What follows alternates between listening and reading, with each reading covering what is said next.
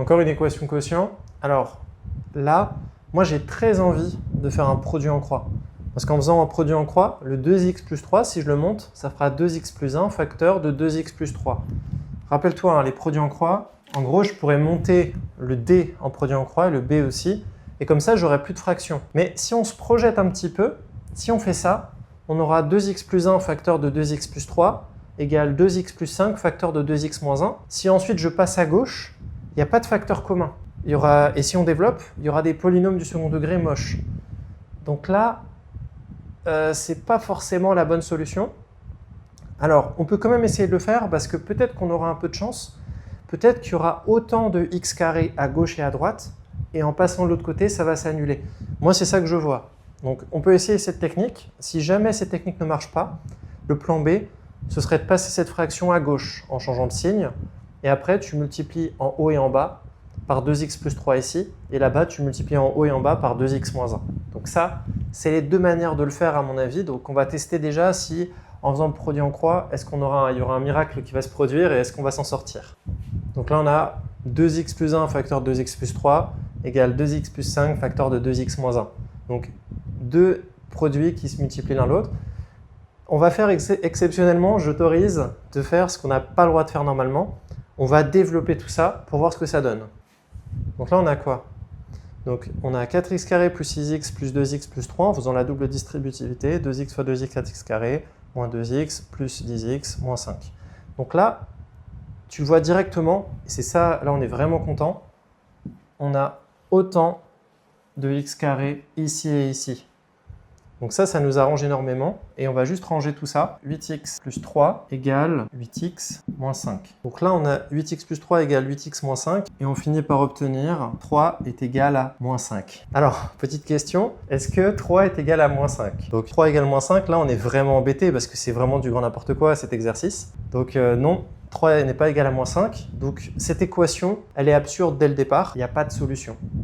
Donc voilà, le prof, il peut très bien t'écrire n'importe quoi et te laisser te débrouiller avec. Donc c'est la beauté des maths, si je puis dire. Donc voilà, donc là, on a bien tout développé, il n'y a pas de problème, hein, à moins qu'on ait fait une erreur, mais là, on voit qu'il y avait autant de x. Donc c'était vraiment ça l'enjeu, c'est par rapport aux x qui ont disparu. C'est ça qui a posé problème. Donc là, on voyait 2x fois 2x, 4x carré, plus 6x plus 2x, on a bien plus 8x. Et là, on a le 2x plus 5 facteur de 2x moins 1. Donc 2x fois 2x, 4x carré, 2x fois moins 1, moins 2x, plus 10x. Donc là, on a bien 8x de chaque côté. Donc les x ont disparu, il ne reste plus que des nombres, et il n'y a pas autant de nombres d'un côté que de l'autre. Donc là, la balance, elle est déséquilibrée dès le départ, il y a un problème. Donc il n'y a pas de solution dans cette équation.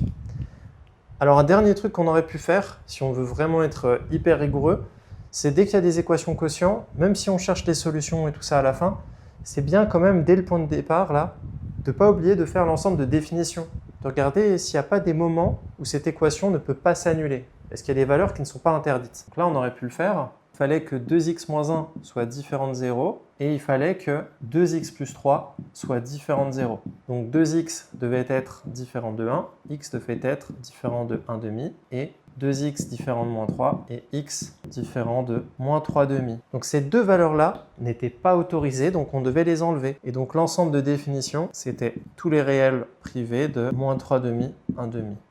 Donc toujours quand tu as une fraction, tu as des fractions dans une équation, c'est bien en général de commencer par résoudre quelles sont les valeurs interdites avant même de te lancer dans le calcul de l'équation. Voilà, c'est une bonne pratique. Et là, bon, cette équation était juste absurde. Alors, on aurait pu essayer sinon différemment, c'était de passer le 2x plus 5 sur 2x plus 3 de l'autre côté, en mettant un moins, de multiplier par le dénominateur opposé, et de voir si on avait quelque chose de cohérent. Si ce n'était pas le cas, on aurait peut-être encore une fois eu des choses absurdes comme ici. Donc là, je l'ai fait avec la deuxième méthode. Comme ça, c'est assez rapide. J'ai tout fait d'un bloc, c'est juste pour vérifier. J'ai d'autres manières de faire. Donc là, j'ai tout passé à gauche. J'ai multiplié par le dénominateur opposé, donc par 2x plus 3 à gauche et par 2x moins 1 à droite. Une fois que c'est fait, j'ai tout développé au numérateur en faisant gaffe parce qu'il y a un moins en facteur. Donc on développe tout, on fait gaffe avec le moins et on obtient 8 sur 2x moins 1 facteur de 2x plus 3 égale 0. Et donc là, on voit bien, au numérateur, il n'y a pas de x. Donc ça ne pourra jamais s'annuler ce numérateur. Et le dénominateur, il y a deux valeurs interdites. C'est exactement ce qu'on a vu sur la démonstration avec l'autre méthode. C'est qu'on n'a bien aucune solution. et 2 valeurs interdites.